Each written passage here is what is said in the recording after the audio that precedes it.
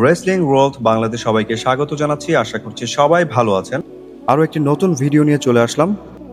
জন সিনার retirement tour উপলক্ষে আমাদের চ্যানেলে বেশ কিছু ভিডিও আসবে। অলরেডি একটি ভিডিও আপলোড হয়ে গিয়েছে, আর সেটি হচ্ছে জন সিনার বায়োগ্রাফি।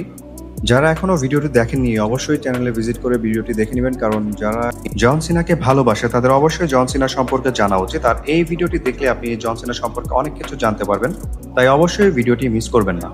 আর এখন থেকে ধাপে ধাপে যে ভিডিওগুলো আপলোড হবে সেখানে আমরা জানতে পারবো জন সিনার 17টি ওয়ার্ল্ড চ্যাম্পিয়নশিপের গল্প। আর আজকে আমরা জানবো সেই গল্প যেটা জন সিনাকে শুধুমাত্র একজন রেসলার থেকে পুরো ডাব্লিউডাব্লিউ এর ফেস বানিয়ে দেয়। আজকের ভিডিওতে থাকছে জন সিনার প্রথম ডাব্লিউডাব্লিউ চ্যাম্পিয়নশিপ জেতার গল্প। রেসেলমেনিয়া 21-এ জন সিনা জেবিএলকে হারিয়ে প্রথমবারের মতো ডাব্লিউডাব্লিউ চ্যাম্পিয়নশিপ জিতে নেন। তাদের সেই এপিক ফিউডের গল্প জানবো শুরু থেকে শেষ পর্যন্ত এই ভিডিওতে। তাহলে বন্ধুরা শুরু করা যাক।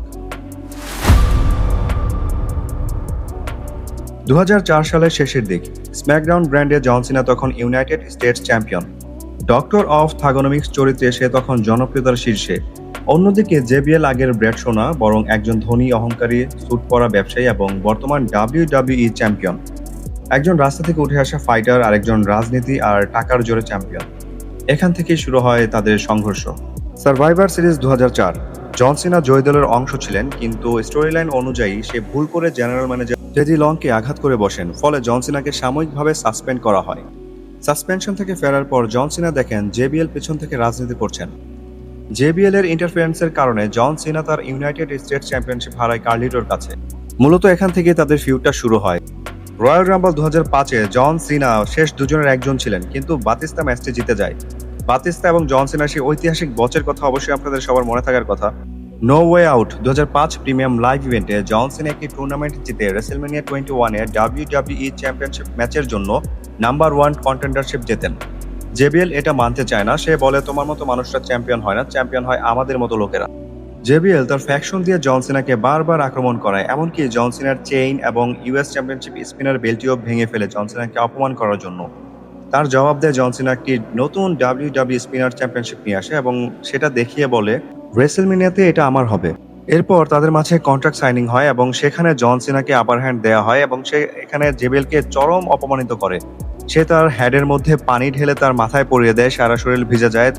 এতটুকুই জন সিনা শান্ত হননি, জেবিএল এর শার্টের মধ্যে স্প্রে দিয়ে FU, বর্তমানে যেটা অ্যাটিটিউড অ্যাডজাস্টমেন্ট নামে আমরা চিনি, সেই সময় তার ফিনিশারের নাম FU ছিল, যদিও একই ছিল কিন্তু নামটা ভিন্ন ছিল। FU জেবিএল এর শার্টের মধ্যে লিখে জন সিনা চলে যায়। জেবিএল চরম অপমানিত হয়। 3 এপ্রিল 2005, রেসেলমেনিয়া 21, ইতিহাস বদলে দেয়া ম্যাচ। ম্যাচের বেশিরভাগ সময় জেবিএল জন সিনাকে ডমিনেট করে, পাওয়ার মুভস, ট্র্যাশ টক, পিওর ডমিনেন্স। কিন্তু জন সিনা হার মানেনি। ধীরে ধীরে ম্যাচ ঘুরিয়ে দেয়। শোল্ডার ব্লক, 5 নাকল শাফল সহ বেশ কিছু মুভ দিয়ে ম্যাচ ঘুরিয়ে নেয়। ম্যাচের শেষের দিকে জেবিএল যখন জন সিনাকে তার ফিনিশার দিতে যায়, ঠিক সেই মুহূর্তে জন সিনা তাকে কাউন্টার করে FU হিট করে দেয় এবং পিনফলের মাধ্যমে জেবিএলকে হারিয়ে জন সিনা প্রথমবারের মতো ডাব্লিউডাব্লিউই চ্যাম্পিয়ন হয়ে যান। পুরো স্টেডিয়াম চিৎকারে ফেটে পড়ে। এখান থেকে শুরু হয় জন সিনার এরা। জেবিএল কিছুতেই বিশ্বাস করতে পারছিল না। এরপর শুরু হয় তাদের লেজেন্ডারি আইকোয়েট ম্যাচ, জাজমেন্ট ডে 2005। অত্যন্ত রক্তাক্ত সেই ম্যাচে জেবিএলকে শেষমেশ মাইকে বলতে হয় আইকোয়েট, আর এর মাধ্যমে তাদের এই আইকনিক ফিউডের সমাপ্তি ঘটে। জন সিনা শুধু চ্যাম্পিয়নই হন না, সে ডাব্লিউডাব্লিউ এর নতুন ফেস হিসেবে পরিণত হন। এই ছিল জন সিনার প্রথম ডাব্লিউডাব্লিউ চ্যাম্পিয়নশিপ জেতার গল্প। যদি এই ভিডিওটা ভালো লেগে থাকে তাহলে লাইক, কমেন্ট আর সাবস্ক্রাইব করতে ভুলবেন না। এর পরের ভিডিওতে থাকছে জন সিনার সেকেন্ড ওয়ার্ল্ড চ্যাম্পিয়নশিপ জেতার গল্প।